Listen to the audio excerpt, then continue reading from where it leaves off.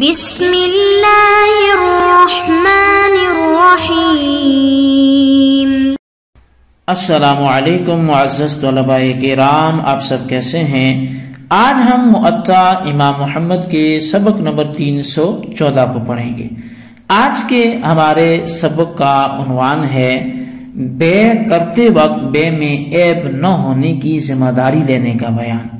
یعنی باب بیع البراءۃ سے ہمارا سبق شروع ہوتا ہے۔ براءت کی بے کا بیان، تو براءت کی بے سے مراد کیا ہے کہ جب چیز خریدی فروخت کی جا رہی تھی تو اس بے کرتے وقت بے میں عیب نہیں ہوگا، اس کی ذمہ داری لے لینا،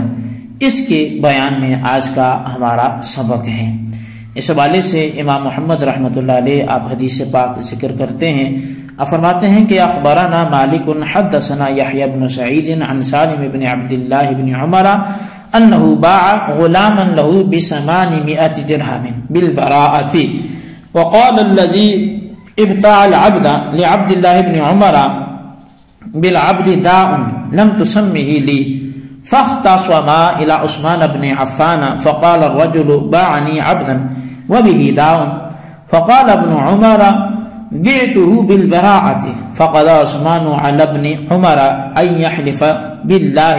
لقد باعه وما به داء يعلمه، فأبى عبد الله بن عمر أن يحلف، فارتجع الغلام فصح عنده العبد، فباعه عبد الله بن عمر بعد ذلك ب1500 درهم۔ امام محمد رحمۃ اللہ علیہ آپ بیان فرماتے ہیں کہ ہمیں امام مالک نے یحییٰ بن سعید سے اور وہ سالم بن عبداللہ سے، اور وہ بیان کرتے ہیں کہ انہوں نے ایک غلام 800 درہم کے عوض میں بیچا اور کہا کہ میں اس میں ہر قسم کے عیب نہ ہونے کی ذمہ داری اٹھاتا ہوں، لہٰذا آپ خوب دیکھ بھال کر لو، بعد میں کسی عیب کا جواب نہیں دے سکوں گا، یعنی ابھی میری ذمہ داری ہے، میری رسپانسبلٹی ہے۔ پھر خریدار نے کہا کہ غلام نے ایک بیماری تھی جس کا آپ نے نام ہی نہیں لیا تھا، چنانچہ دونوں حضرات نے اپنا معاملہ حضرت عثمان بن عفان رضی اللہ عنہ کے سامنے پیش کیا۔ خریدار نے کہا کہ انہوں نے مجھے ایک غلام فروخت کیا جس میں ایک بیماری تھی، تو حضرت عبداللہ بن عمر نے کہا کہ میں نے بری ذمہ ہونے کی شرط کے ساتھ غلام دیا تھا، تو حضرت عثمان غنی نے حضرت عبداللہ بن عمر کو حکم دیا کہ وہ اللہ کے نام کی قسم اٹھائیں کہ انہوں نے غلام فروخت کیا تھا اور اس وقت اس میں کوئی بیماری نہ تھی، تو حضرت عبداللہ بن عمر نے قسم اٹھانے سے انکار کر دیا۔ پھر وہ حضرت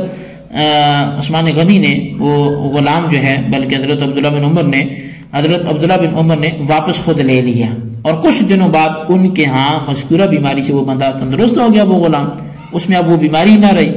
تو حضرت عبداللہ بن عمر نے اس کے بعد اسی غلام کو 1500 درہم کا فروخت کر لیا، یعنی جسے پہلے 1500 میں بیچا، 800 میں بیچا تھا، اب اسے 1500 میں بیچ دیا۔ قال محمد بلغنا عن زید بن ثابت انه قال من باع غلاما بالبراءة فهو بريء من كل عيب، وكذلك باع عبد الله بن عمر بالبراءة ورآها بالبراءة جائزة، فيقول زيد بن ثابت وعبد الله بن عمر ناخذ من باع غلاما أو شيئا وتبرأ من كل عيب ورضي بذلك المشتري وقبضه على ذلك فهو بريء من كل عيب علمه أو لم يعلمه، لأن المشتري قد برأه من ذلك، وأما أهل المدينة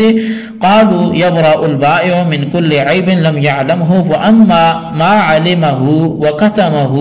فإنه لا يبرأ منه، وقالوا إذا باعه بيع المبرات برئ من كل عيب علمه أو لم يعلمه، إذا قال أبتعتك بيع المبرات فالذي يقول تبرأ من كل عيب وبين ذلك أخرى أن يبرأ لما اشترط من هذا، وهو قول أبي حنيفة وقولنا والعامة من فقهائنا۔ امام محمد رحمۃ اللہ علیہ آپ فرماتے ہیں کہ ہمیں حضرت زید بن ثابت رضی اللہ عنہ سے یہ بات پہنچی ہے کہ آپ نے فرمایا کہ جس نے بری ذمہ ہونے کی شرط کے ساتھ غلام فروخت کیا تو وہ واقعی ہر عیب سے بری ذمہ ہوگا، جو ہی حضرت عبداللہ بن عمر نے بری ذمہ ہونے کی شرط پر بیچا اور انہوں نے ایسا کرنا جائز سمجھا تو ہم حضرت زید بن ثابت اور اسی طرح عبداللہ بن عمر رضی اللہ عنہما کے قول پر عمل کرتے ہیں، جس نے غلام اور کوئی اور چیز فروخت کی اور ہر عیب سے بری ذمہ ہونے کا اعلان کر دیا، خریدار اس پر راضی ہو گیا اور خریدی گئی چیز کو اس نے اپنے قبضے میں لے لیا، تو فروخت کرنے والا تمام عیوب سے بری ذمہ ہوگا، خواہ وہ اس کو جانتا ہو یا نہ جانتا ہو، کیونکہ خریدار نے اسے بری ذمہ قرار دے دیا ہے۔ اہل مدینہ کہتے ہیں کہ فروخت کرنے والا ہر اس عیب سے بری ذمہ ہونے کی شرط لگا سکتا ہے جسے اس نے نہ جانا، لیکن جو عیب جانتا تھا پھر اسے چھپایا تو اس سے بری ذمہ نہ ہوگا۔ مزید ان حضرات نے کہا ہے جب فروخت کرنے والا مبرات والی فروخت کرتا ہے تو وہ ہر عیب سے بری ہو جائے گا، خواہ اس کو جانتا ہو یا نہ جانتا ہو۔ جب اس نے کہا کہ میں نے تم سے مبرات کی بے کی ہے، وہ شخص جو یہ کہتا ہے کہ میں ہر عیب سے بری ذمہ ہوتا ہوں اور اس نے بیان بھی کر دیا، تو یہ زیادہ قابل قبول بات ہے۔ یہی قول امام اعظم امام ابو حنیفہ رضی اللہ تعالیٰ عنہ کا ہے اور ہمارا بھی اور عام فقہائے کرام کا بھی یہی قول ہے۔ تو بہرحال جی بری ذمہ ہونے کی شرط پر کی گئی بے میں حضرات ائمہ کا اختلاف ہے۔ امام اعظم امام مالک کا موقف یہ ہے کہ جب یعنی امام اعظم امام ابو حنیفہ اور امام مالک کا جو موقف ہے وہ یہ ہے کہ جب بیچنے والا خریدار کو کہتا ہے کہ میں بھی تمہارے سامنے ہے، اس میں اچھی طرح دیکھ بھال کر لو، بعد میں اگر کسی عیب کو بیان کرو گے تمہیں جواب دینی ہوگا، ایسی صورت میں فروخت کرنے والا وہ بری ذمہ ہو جائے گا، اور بعد میں اگر مبیع میں کوئی نقص نکل آیا تو مشتری اسے واپس کرنے کا حقدار نہیں ہوگا۔ امام شافعی فرماتے ہیں کہ اگر بائع نے مبیع کا عیب بیان کر دیا یا عیب اس کو معلوم نہیں تھا تاکہ وہ بیان کرتا، ان دونوں صورتوں میں وہ بری ذمہ ہو جائے گا، اور اگر مبیع میں عیب تھا جس کی بائع کو خبر تھی، اس نے مشتری کو نہ بتایا اور اپنے بری ذمہ ہونے کی شرط لگائی، تو اب وہ بری ذمہ نہیں ہوگا اور مبیع کو مشتری واپس کرنے کا حقدار ہوگا۔ حضرات ائمہ کرام کا اختلاف اس مسئلے میں دراصل وہ اس اختلاف پر مبنی ہے جو حضرات صحابہ کرام کے درمیان موجود ہے۔ روایت مذکورہ میں حضرت عبداللہ بن عمر رضی اللہ عنہما نے بری ذمہ ہونے کی شرط کے ساتھ غلام فروخت کیا، حالانکہ اس میں عیب تھا جسے انہوں نے بیان نہ فرمایا۔ جب خریدار نے یہ مقدمہ حضرت عثمان غنی رضی اللہ عنہ کے سامنے پیش کیا تو آپ نے حضرت عبداللہ بن عمر کو قسم اٹھانے کے لیے کہا، جب وہ نہ مانے تو حضرت عثمان نے مبیع کی واپسی کا فیصلہ فرما دیا۔ امام شافعی اسے اپنے موقف کی دلیل بناتے ہیں۔ احناف اس روایت کے بارے میں کہتے ہیں کہ اگر یہ بے مطلقاً ناجائز ہوتی تو حضرت عبداللہ بن عمر اس غلام کو فروخت نہ کرتے۔ آپ کا ایسا کرنا اس سے معلوم ہوتا ہے کہ حضرت عبداللہ بن عمر رضی اللہ عنہ مطلق براءت کی شرط کے ساتھ لین دین کو جائز سمجھتے تھے، یہ آپ کا اجتہاد تھا۔ اس صورت میں بائع بری ذمہ ہو جائے گا۔ آپ بھی جلیل القدر صحابی ہیں، دوسری طرف حضرت عثمان غنی ہیں، آپ بھی مجتہد ہیں۔ ایک مجتہد اگر اپنے اجتہاد کے پیش نظر دوسرے مجتہد سے اختلاف کرتا ہے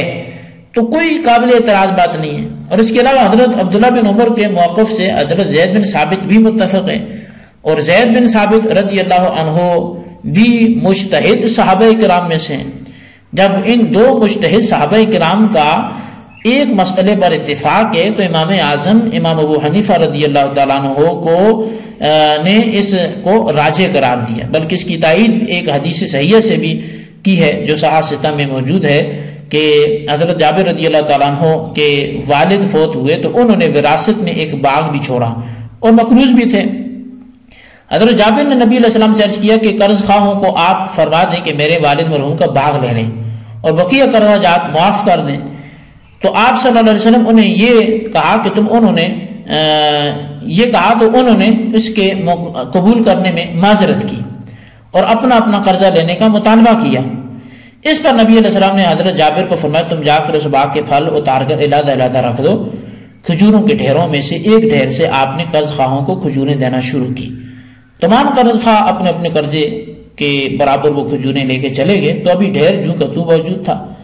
اب اس حدیث پاک میں جو مسئلہ زیر بحث کے متعلق حصہ ہے وہ یہ ہے کہ حضرت جابر نے